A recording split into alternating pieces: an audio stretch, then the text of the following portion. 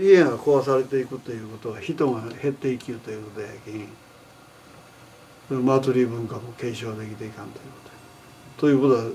逆に言うと町の存続が不可能になってくる、そういう時代が来るかもしれない。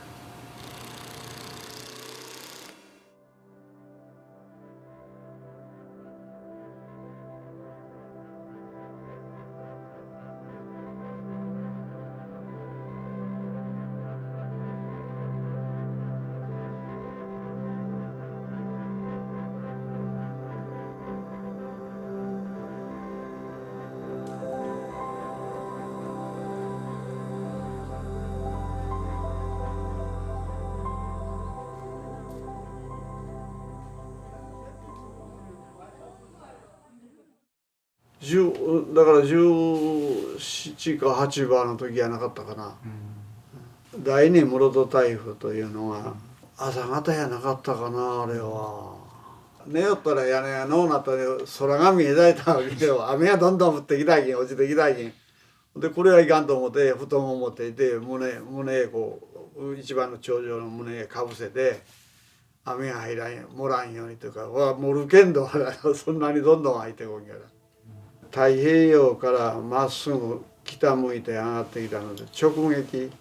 強力な台風になってから上がってきたけん被害が大きかったわね。室戸言うたら台風の常習地で台風の銀座通りと言われれば台風が来よったところで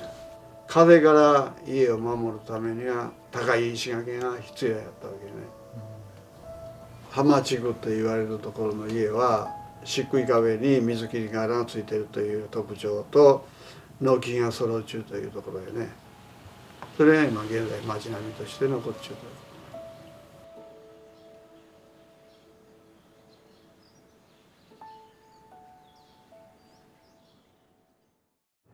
ここの吉良川の町並みが残ったのは土地が自分の土地でない人が多い。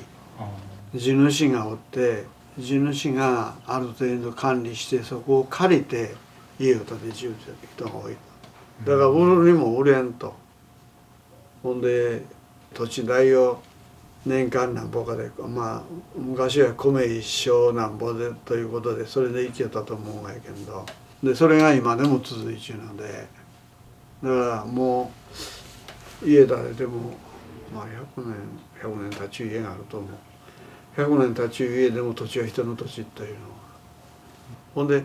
よその人を外部の人を入れんという入ってきにくい訴訟があったわけね。ここにはその盆と正月って言ってお金の支払いが年に2回しか支払うわけよ。今みたいに現金で買うとか月末に支払うとかいうことじゃなくてほんで商売するにも半年間1年間の運転資金がないとなかなか商売にできんというカマキ持って一応金持って一応金でつけててそういう商売の仕方してきたのでほんでその入ってこん理由というか入ってきてもなかなか難しいですよね。その文化があるやね、その伝統文化祭り行事がほんで負担金も多い金でよそからどんどん人が入ってきたらそれ何っていうことになったらうち入らんでということになったら前が回んというか継承できていかないわけ。それに継承していくにはやっぱり地元の人がしっかりいてないというかここな本田八幡宮やったらここな氏子が大事な要素になるわね。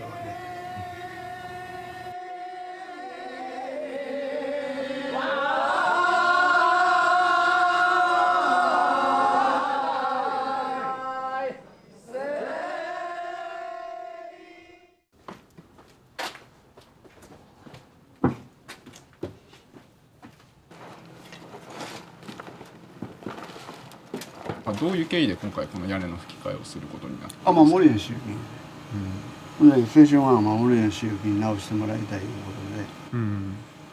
ここのお家をずっとその青木さんが見てきたっていうわけではない。ない。違う。これはこの向こう側の人が大変みんなそれぞれほらお抱えがあったけどね代々ここの家の棟梁はこの人ここの家の棟梁はこの人そういう流れが昔からあるわけね。今回じゃあここの屋根の吹き替えをすることになったってことは、ここのお抱えの方がもう亡くなったか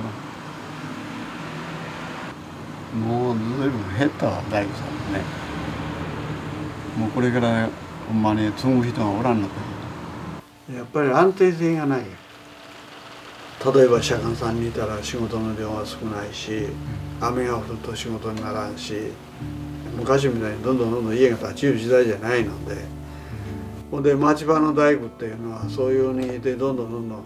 仕事が減ってきてなり手がのうなってくるというのと、ハウスメーカーがどんどん出てきたので、そこで仕事をどんどん取られていくっていう時代に入っちゃうわけよね。今その工場で材料全部作ってくれね、で持ってきても取り付けるだけということになるってね、熟練工やなくてもできるような材料を構えてくるわけよね。だからこのまま行きよったら後継者おらんなと、家建てたいけど建ててくれる人がおらんなる時代が来ると思う。だからこういう町並みも家は残っていくけど、それを直していく残していける技術者がおらんなってこと思う。この辺は高温多湿でシロアリが非常に多いわけよ。人がおらんなっていって騒音も振動もなくなってきたらシロアリがものすごく活動するんだよね。あれは戸を開けたりして風通しを良くして雨漏りをせんように維持管理をしていかだったら家はなくなっていく。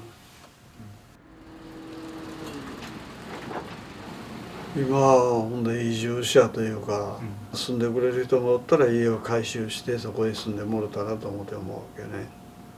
その高度成長期の時は家が不足しちゃったわけよね。だから建て売り住宅って建てたら売れて建てたら売れてしたけど、今は家が余っちゅうがよ。減っていく人口と増えていくマンションと増減足したらなんぼの空き家ができてくる。要はその処分に困るといういろんなものを合成して作ってくるので、確かに耐久性はあるかもしれんけど、再生できずに埋め立てにするっていうことはいかんと思うわよ。だからその埋め立てをせんと処分ができんものをこれから先は再利用できる方法を考えるということが必要やない。要はブレーキの効かんような車作って走らせるみたいなもんで、車は走りないだといつか止まらないから、そういうふうに最後までどうするかっていうことを考えて。今日は若干議題が多いですので、なるだけ早い25年になる。今度この10月が来たら25周年になるので、設計管理協会やったと思うけどな。そこの人らがあちこち建築の勉強に行きうちで、吉良川にはそういう昔ながらの家が町並みとして残っちゃうという。住んじゅうし村に対してはどこが縁があってなってしもうて、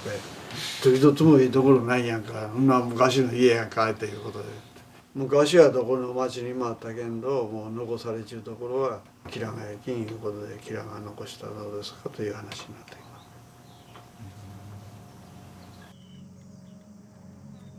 ます。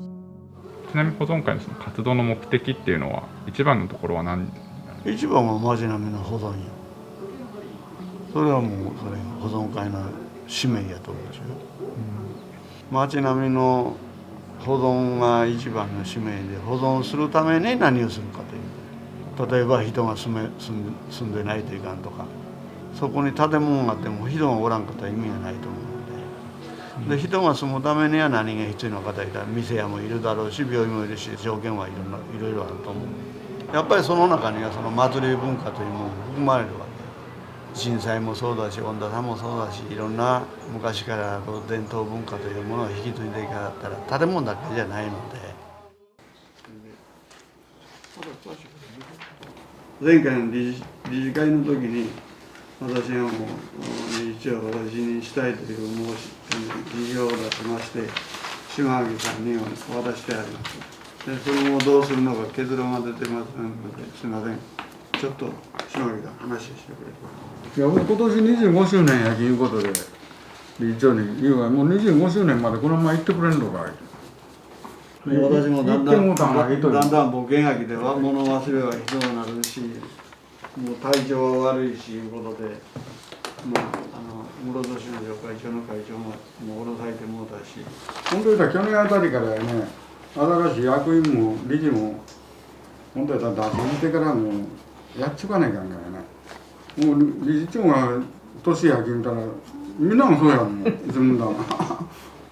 みんなやないけんだよ。いつまでもおったらいかんわ、やっぱり世代交代していかんと。やっぱり脱皮選挙同じ考え方やに、ほらまあただそのボランティアが多いので、やっぱり若い人に押し付けてしまうと仕事があるじゃない。ほんで必然的にできる人がやっちゃわないかんということにはなると思うんやけどね。まあ、青木さんとしてはなんで吉良川の町並みを保存しないといけないと。それは電源自分の選定をこっちからお願いしたいんやない、こっちからお願いしよいでもうやめますいうわけにはいかんじゃない。ほんでそれを自分らが今まで